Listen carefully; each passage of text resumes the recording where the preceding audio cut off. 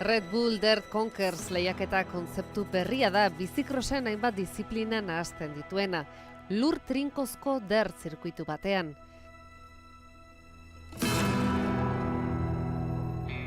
Lehen proba Mexikon egin zen, maiatzaren amaieran, eta bertan Madrilgo Sergio Laios txirrindularia lehiatu zen beste 23 kirolarirekin batera.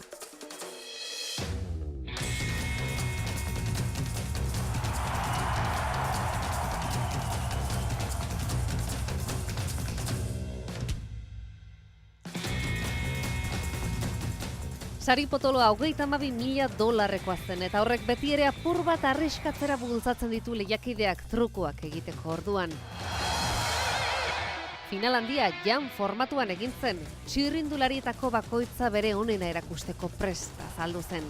Ryan Nyquistek Guadalajaran irabazi bazuen ere, hemen izerdia bota behar izan zuen. AG anaia orpo-zorpo ibili zitzaiolako denbora guztian, eta gainera milaka ikusleren babesa ere bazuen. 3. postuan Leandro Moreira bertako txirrindularia sailkatu zen, eta Sergio Laios 8.